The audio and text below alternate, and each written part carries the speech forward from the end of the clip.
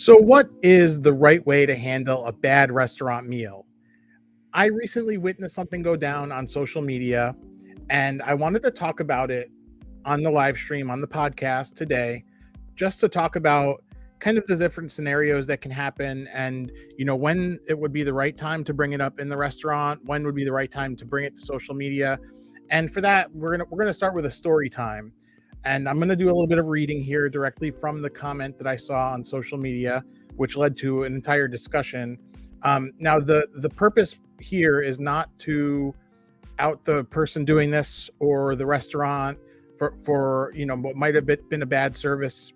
The intent here is to talk about something that I saw that happened, kind of get a little bit of critical about the way the person handled the situation, talk a little bit about how the restaurant handled the situation and some of the social media backlash, and then talk about, in terms of our own experiences, what's the right thing to do if something like that happens.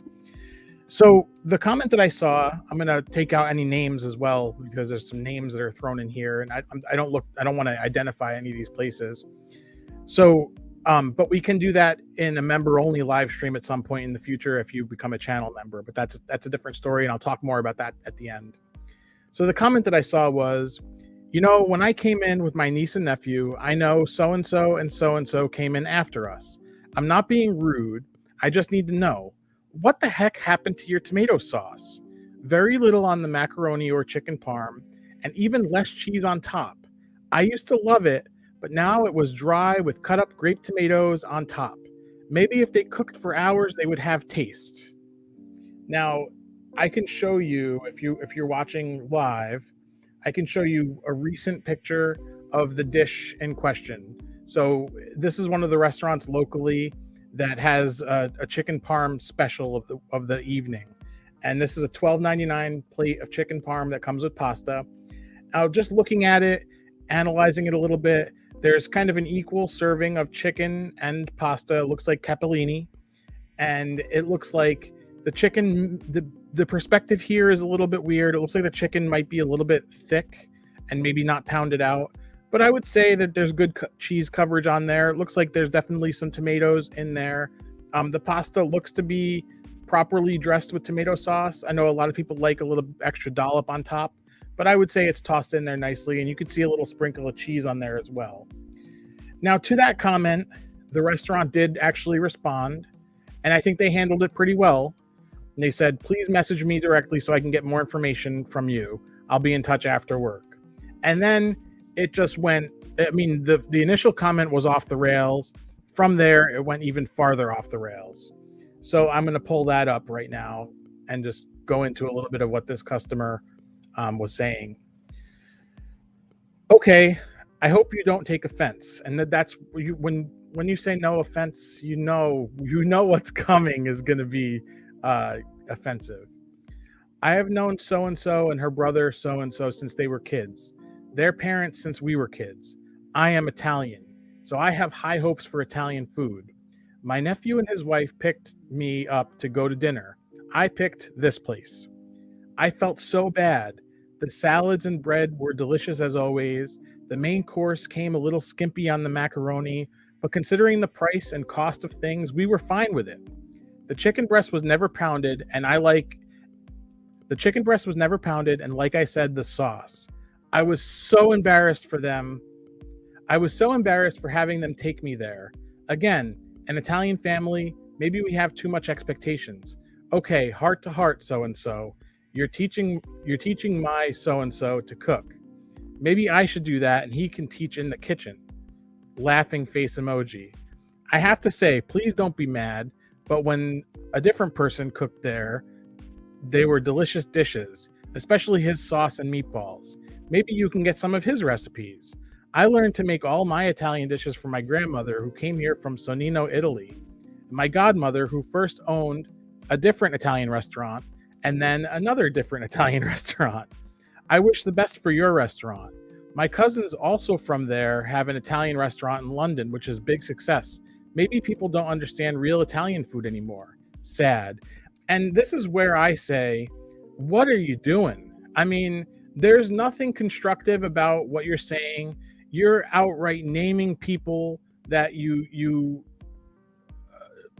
make believe that you know on a personal level, and you're creating this situation where now a stranger looks at this and is seeing this going down, and not I mean, I personally, I want to go to this place now to see what's going on here, not because I think it's going to be bad, but I think it's probably going to be good.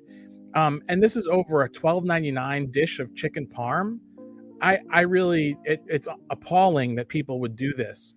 And I wanted to use that to start a conversation um, about what the right thing to do is. Where, at what point do you draw a line and say, let's look at online reviews versus real time feedback? The restaurant did respond to that. And I think they did a very good job defending themselves, because this was deplorable. If you're the type of person that would leave a comment on that, personally naming people and not giving any kind of constructive feedback, I would hope that you would really consider just that there's people behind these operations usually. So the restaurant responded, "This insulting, inaccurate, and unprovoked response isn't even worthy of my response. I was going to try to make this right by you, but I won't feel the need now. We won't miss your business." And then a bunch of people, if we have a little bit of time toward the end, I'll go get into what bunch of people came by. But the weird thing about this is that the restaurant Facebook is not a page; it's actually a profile named after the restaurant. So it's not exactly like honestly, to that end, it seems a little bit more personal, because you're not just posting it on a page where the reach is limited. I feel like here you might actually know the people, so that, it to me, is a little bit deplorable. So let's put it into context of just going out to eat, and what do you do if you experience something bad? So I think a lot of it has to do with the circumstance. We all work very hard for our money, and none of us want to waste money on a meal, especially if it's something we've been looking forward to. Um, that said, just because you have access to a place on social media doesn't mean that's the right place to share that kind of feedback. And I know I probably don't need to tell you this, but if you're coming here, you probably enjoy reading online reviews, or watching either recipe videos or dining reviews, which is what I do here on the channel, just to kind of inform yourself of what's out there. I never intend anything for what I post on here on YouTube or what I've posted on my blog to be kind of a scathing, I had a bad experience and you need to know about it type thing. We had, I think, my first negative review in a very, very long time. Toward the end of last year, it was a Chinese restaurant that I was really looking forward to that just missed the mark. And I tried to frame it from the perspective of, they had a dish that I really, really loved at the time, or back in the day. And when I ordered it there, something seemed a little bit different about it. I wasn't trying to paint it in a light where I was out to get them. That's not what it is. So at what point is an online review appropriate versus actually giving real-time feedback? A lot of people don't want to approach a server or a counter service person to tell them, hey, I've had this before, and it's usually more sauce, or the pasta just seems undercooked or something like that. Most people, and this actually is corroborated by my community poll, most people will say nothing and never return. I actually posted that today. Do you tell the server while you're there? Do you post on social media? And do you say nothing and never return? And to my delight, only 2% of the people who answered said post on social media. The other two-thirds of people said say nothing and never return, and a third of people said tell the server while you're there. So I think we're all in the right frame of mind in terms of giving that feedback. And for me, I've had situations where sometimes a manager will come around and they'll say, how is everything tasting? And even though it's not perfect, I'll say, oh, good.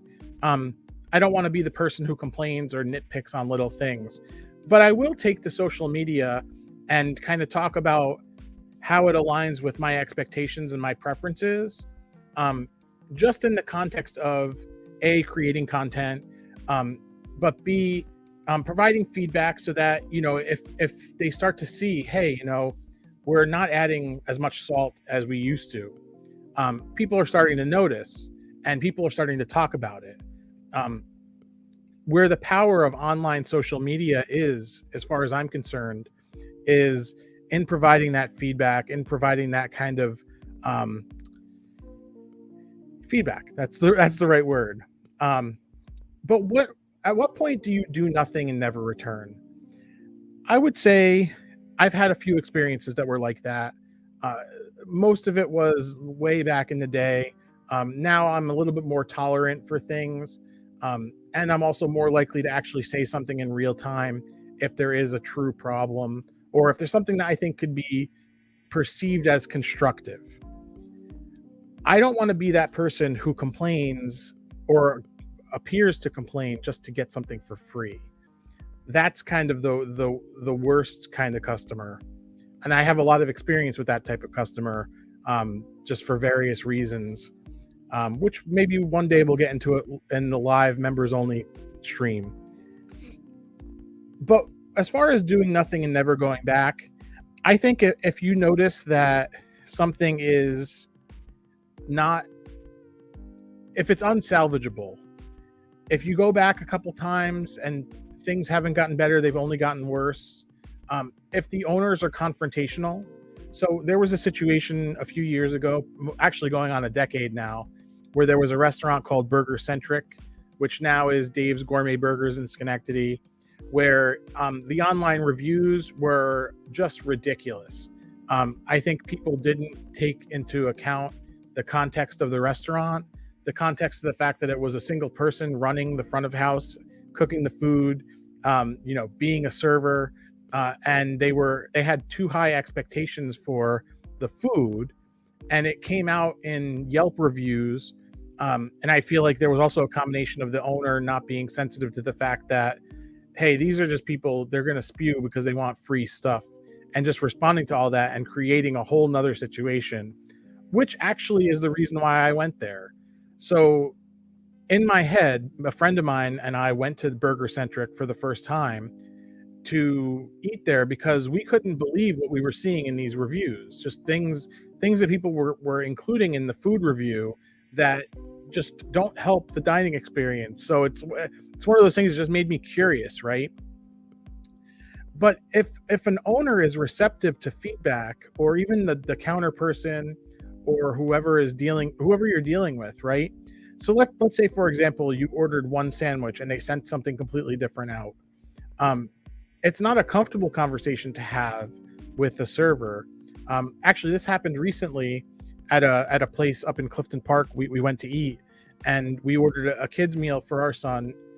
They had an option of grilled cheese, hamburger, and I think some mac and cheese, something to that effect. And he ordered the hamburger, which actually it was odd because he never orders hamburgers when given those options. So he ordered a hamburger, and when it came out, it was actually a grilled cheese. So he didn't want a grilled cheese. He's 7 years old. So we had to say something. And it was amazing. The server apologized. She took the plate, and she came back within 3 minutes with a hamburger, nice and hot, and that was kind of that. But there are times where, if it's too busy, you'll suck it up and you'll say, you know what, this place is just not for me and I'm never going back. But I would say in most situations, if there's something that is just outright wrong, if you don't say something in the moment, you're kind of not only doing yourself a disservice by not getting the value for everything that you've requested and ordered, because at the end of the day, it is your hard-earned money that's going into this meal. But also, you're not doing the restaurant any favors, because a lot of times these places are either run remotely, sometimes that they have multiple operations. So this type of real-time feedback is important. It could be possible that, like, let's say there's a place selling burgers. It could be very possible that the burgers just are not, the meat is not good. So if they don't catch that in real time, that could be a lot of diners that are having the same problem. And if 2/3 of people are going to not say anything, um, you know, that kind of feedback, in the end, it's going to result in poor sales and poor PR. But at the end of the day, in terms of local mom and pop businesses, it should be our goal to support these restaurants and to enjoy our meals there. You know, that nobody wants to see a restaurant close, and when I see a restaurant close, it always pains me because I the statistics are pretty bad about family restaurants, and I think something like 3% survive 10 years, something like 50% fail in the first 3 years. There's a lot of statistics about that.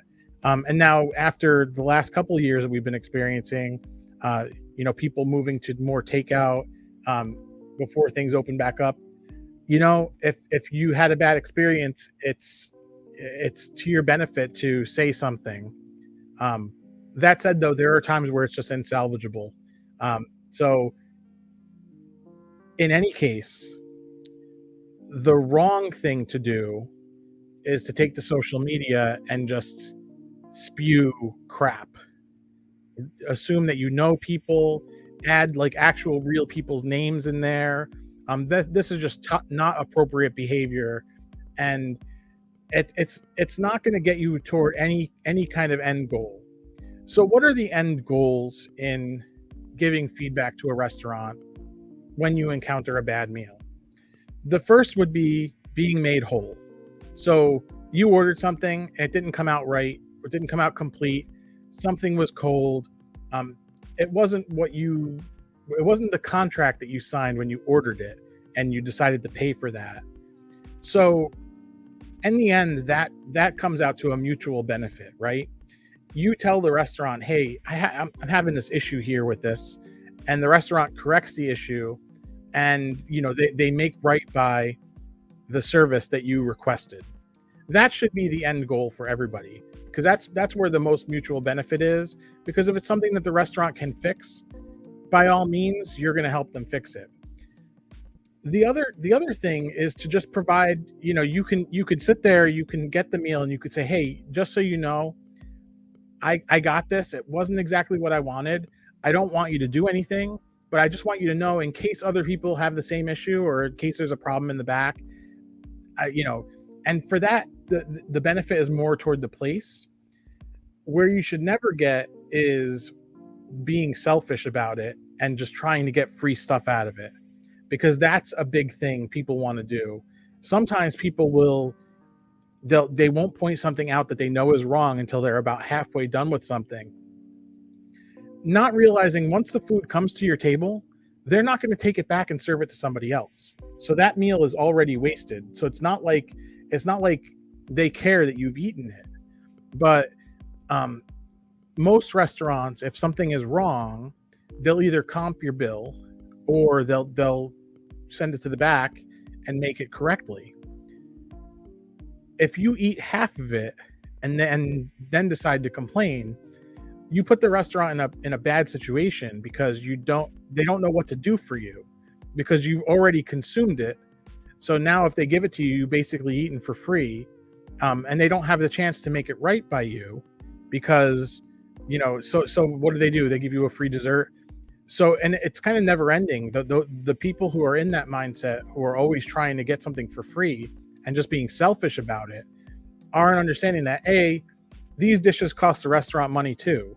Just because they're profiting on it, they have to actually reach a certain level of income to make that action as an actual profit. If they give you, let's say the profit margin is 33% or the cost is 33%, so they're making 2/3 off of the price they're charging you, which is probably low, because most restaurants don't raise their prices quick enough to combat market issues. So they're giving you a meal for free, and they got to either give you a dessert or remake the meal. That eats into margins, and you're only making it so that restaurant is going to struggle harder, just because you didn't get what you want and wouldn't have said what you wanted to give good feedback. So just be kind to people. Don't go onto social media and be a total jerk about it. There's no reason to get on social media and name anybody and go into all this thing. I'm Italian. I mean, once you start saying things like that and talking absolutes, you really make yourself look like a total jerk. And it's just not, you know, you never want to be that kind of person who says, "Oh, I know so and so, so or I know what this is supposed to be, and this is not what it is." I've been to plenty of meals where that's happened. It's very uncomfortable to watch it happen, especially when you know the person is wrong. And you can say whatever you can, but that type of behavior does not help the restaurant at all. I've gone back and actually looked at online reviews of um, my dad's old shop in Middletown, New York. Um, recently, not in the last couple weeks, but way back. They closed back in 2020 for good. My dad retired in 2017 from there, so he wasn't really affiliated with it. But the reviews kept coming in, and they were commenting less about the quality of the food, which is really what the purpose of the review is supposed to be. Quality and value. I mean, that when you see a review, what you want to be getting out of the review is quality and value. You don't want to hear about how you think that the owner that how you think the owner thought you weren't Italian enough to shop there, or things like that. Because these things, I can tell you, in my dad's store, they didn't care who you were as long as your money was green. And that is most businesses. There are some businesses out there that are just deplorable human beings and don't want certain people and certain types patronizing it. And all of us should not be patronizing those kind of businesses, because we don't want that, and we want everybody to be treated normal and not be treated any especially in a negative way. It's out there though, so we just have to be cautious and not give our money to that. But in most cases, if you're coming in there with a wallet full of money or a credit card and they can sell you something, they're going to want to sell it to you, and they're going to want you to come back. So they're going to give you the value that you asked for. And there are going to be times where they miss the mark. Okay. My cousin's pizzeria sometimes in Google Maps pops up in terms of reviews, because I started posting to Google Maps reviews and things, and I started getting now suggestions, which is weird. But ever since I started doing that, I've seen more and more of these things happening, and I'll see my cousin's pizzeria, who he just basically opened it last year, but he had bought one of the legendary pizzerias in a small town in upstate New York, and people are just coming in saying it's not what it used to be and all this type of stuff. You got to give people a chance. You can't, especially, I mean, admittedly, what probably happened in this situation was there are new people, and now we're getting into the speculation, which I hate doing, but I have this information and it's out there in public. Without, what's it there for if we're not supposed to be looking at it? There's probably new people in the kitchen, from what I can understand, especially if they have to get recipes from an old person. And it probably was a meal it probably missed the mark a little bit. But if you're going to take to heart a $12.99 chicken parmesan meal and then go online and put it on blast, especially when the owner said, "Hey, message me directly. Let's work this out." That's not the right way to be. You're not a good human. You're not going to get any value out of that. The restaurant's not going to get any value out of that.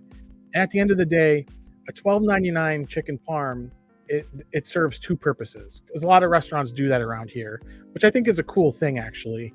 And it's amazing that restaurants are still able to do that. I know there are at least a handful that do it.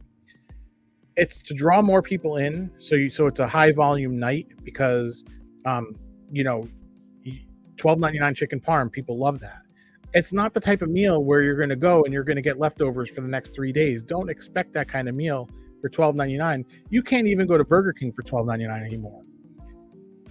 But the purpose of that is to get you in there to buy an appetizer, to buy a salad, to buy all these other things, a little bit of wine, to mark it up so that you're giving more money, but also to say, "Hey, this is just a little taste of what we normally do.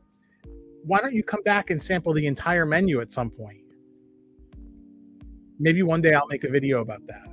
But I will tell you at some point, for those of you guys who are nosy and want to know what the restaurant is, I've actually written into my filming plan to actually go to this 12.99 chicken parm night and grab some of it. I don't know if I'm going to do it for a live stream or I'll do it for a review. So it's upcoming on the channel. Let's say within the next year. I have 30. I have between 20 and 30 projects in process that I have to at some point get to editing, and it's kind of miserable. But I did mention earlier members only live streams. There's a join button down underneath the video here.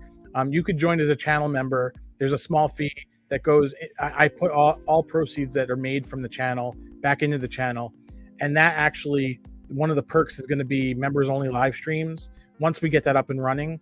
And the types of things that we're going to talk about are the things that I can't talk about publicly in the live streams here. So we'll go into what the restaurant is. And I have more pictures that I found online. And we can go into a little bit more of the, spilling the tea kind of thing. That's another experience I want to create here for the fans of the channel. But if you like this, please hit like on the video, subscribe if you like food. And I'm going to put on the screen some end cards that you can click on, more podcasts, more reviews, and other stuff. Thank you so much for watching and listening today. Have an amazing day. We will see you in the next one.